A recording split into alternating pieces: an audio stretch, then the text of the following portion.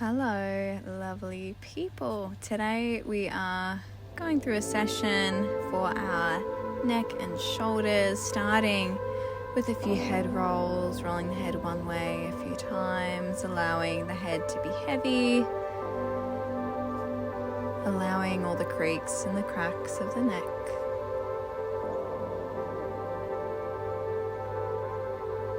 And switching directions.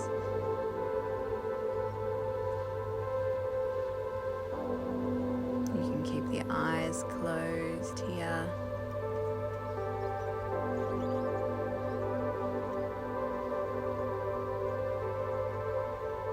And we're getting a few shoulder rolls, rolling the shoulders forward, really loosening through the shoulders, getting some mobility into them here.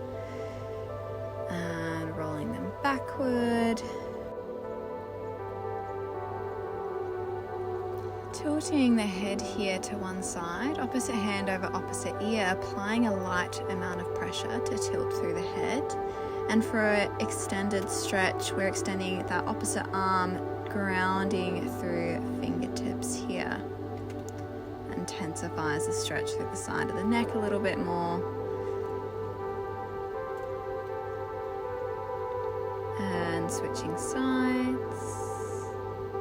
Taking your option of extending the other arm, fingertips ground to the floor.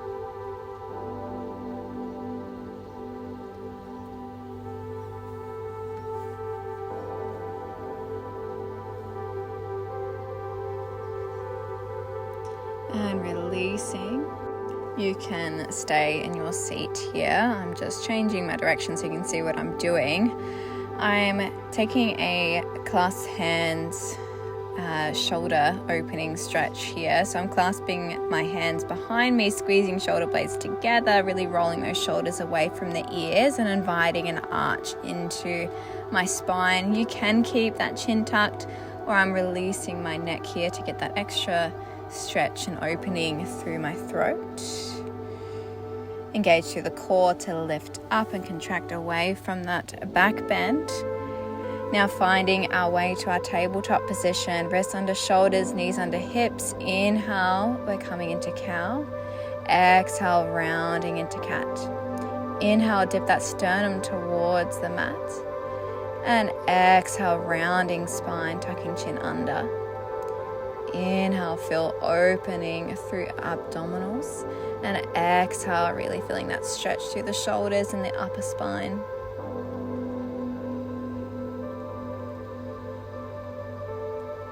From here, we're going to transition into our extended puppy pose.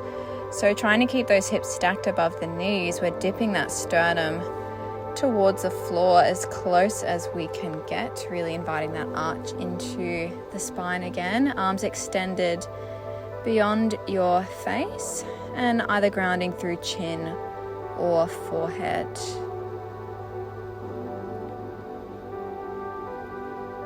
Slowly sliding forward, coming now to our Sphinx pose. Elbows underneath shoulders. We are slightly pressing through the forearms. This is an active pose. Navel to spine, pulling that chest between the arms and gazing forward.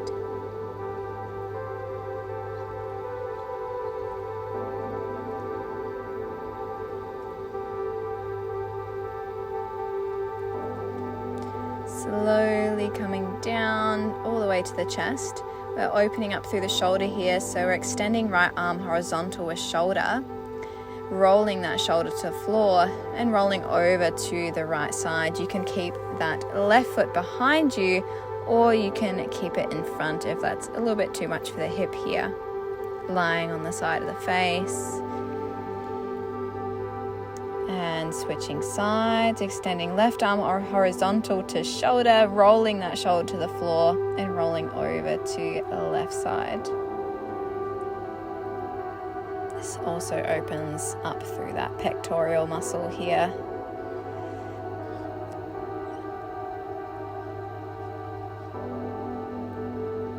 Slowly coming back. We're going to do a few breath flows into cobra.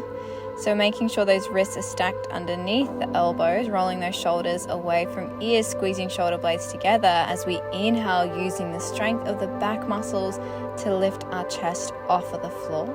And exhale, lowering down, releasing. Doing this a few times here. Inhale, rising up. See if you can get that a little bit higher each time.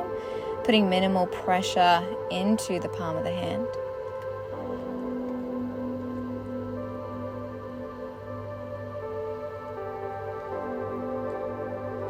And holding for a few moments up in your cobra. Squeezing through those glutes. Exhale, release. Stacking hands on top of one another and shaking those hips side to side to release any tension in the spine. And we're going to do a few Superman flows now, opening up through those shoulders. So in the inhale, we're really squeezing through the glutes and the muscles of the back, lifting chest up off the floor as well as the feet, maybe even the knees. Only come up as high as is comfortable for you. If both legs and arms or chest is too much, choose one or the other. You can either just lift through legs or just lift through the chest.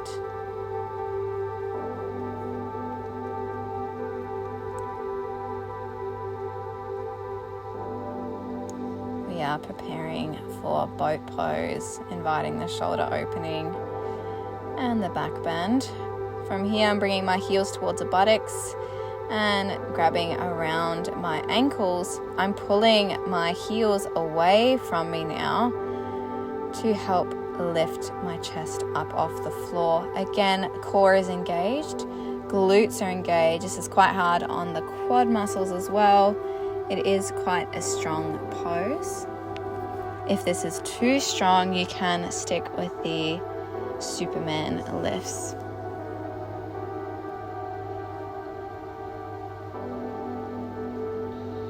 Or you can also use a strap around 1 foot at a time and holding the strap instead of the feet if grabbing the feet is a little bit too much for you.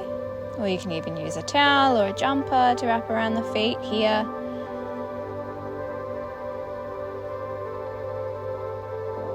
And releasing again, shaking those hips side to side to release any tension.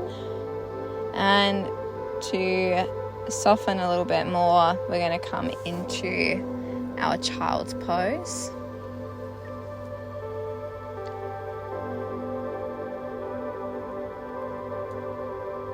This is a counter pose to our back bend.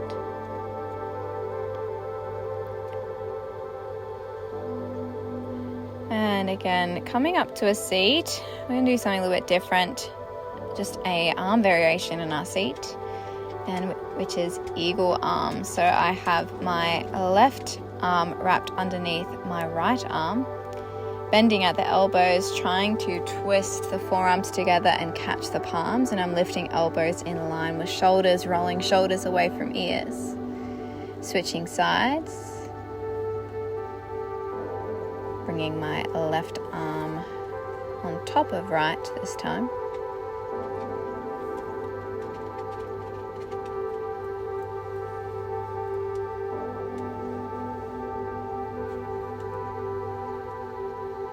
And releasing.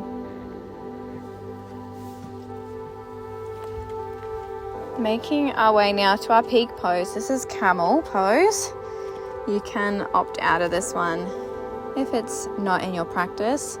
So we're kneeling on our knees, hips stacked above knees, placing the hands on the heels, really squeezing through the buttocks, engaged through that core, trying to push the hips forward.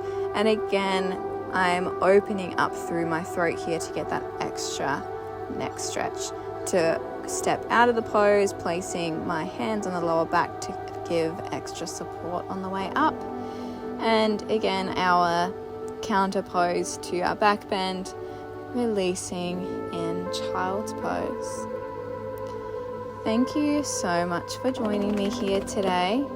If you have any questions, please leave me a comment down below, and we will see you next time.